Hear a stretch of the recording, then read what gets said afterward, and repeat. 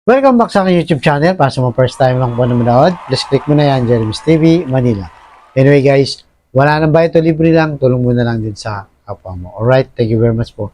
So topic natin yung for today's video. Jokno, bakit sinibak? Diba? At recto, pasok. Ayan guys, yan ang mainit na balita ngayon na pinalitan. Itong si Benjamin Jokno ng Secretary ng Department of Finance. So ano kayo mga dahilan kung bakit pinalitan siya? So unang-una siguro, wala nang tiwala ang Pangulo kasi siya naman nag-a-appoint niyan, di ba? O ayaw niya na doon sa kakayahan niya. Kasi guys, ito maugong na balita to. Actually last year pa yan, umuugong na balita, hindi lang talaga lumalabas. So kung maalala nyo, di ba, ang naging issue dito kay Jok, no? Nung nagkaroon ng price ceiling, naalala yung bigas guys na pinakamura is 45. Di ba? So, nung lumabas yun, bago in-announce, pinirmahan na ni Pangulong Bongbong Marcos.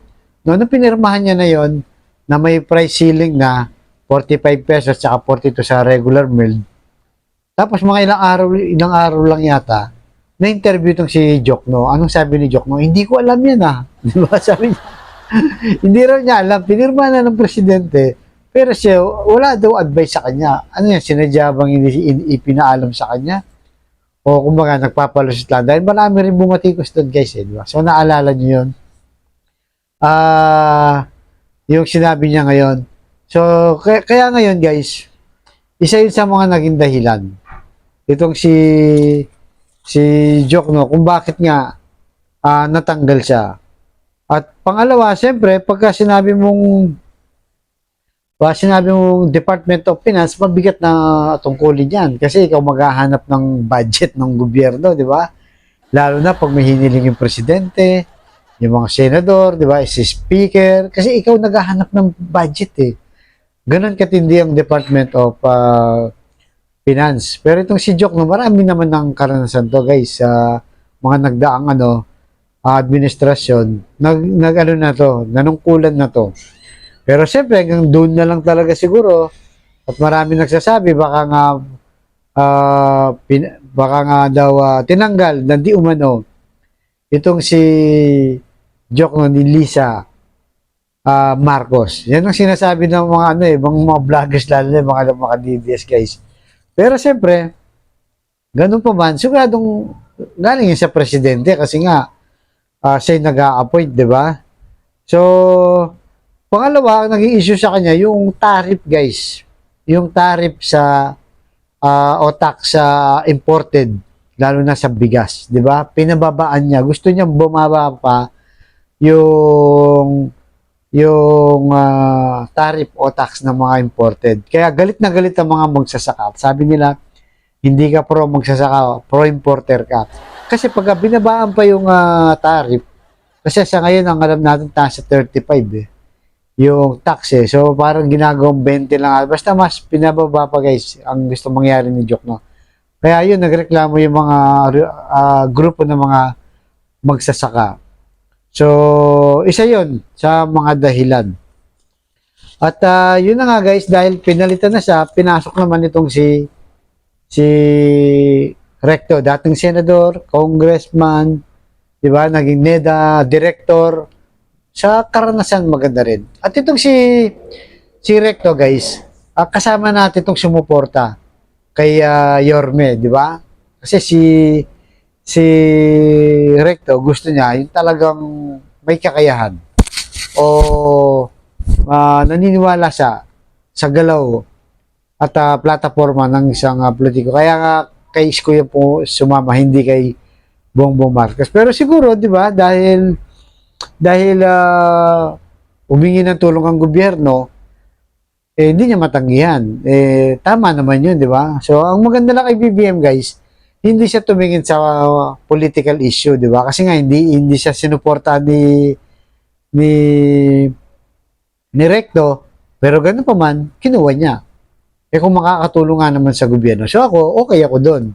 Importante, makatulong sa gobyerno, kahit anong politika, kahit anong partido mo, okay lang, di ba? Kasi ganyan ang kilos ni Isko, di ba?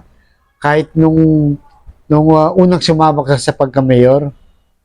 Nung natapos na at nung manalo siya guys, yung mga kalaban niyang kapartido, yung partido ni Erap, partido ni Lim, yung lahat ng magagaling doon, kinuha ni Isko. Yun ang sikreto ni Isko. Kaya nung kinuha ni Isko, yun, umunlad ang Maynila, luminis, magpasa hanggang ngayon, gumawa ng kasaysayan, gumawa ng mga world-class na project.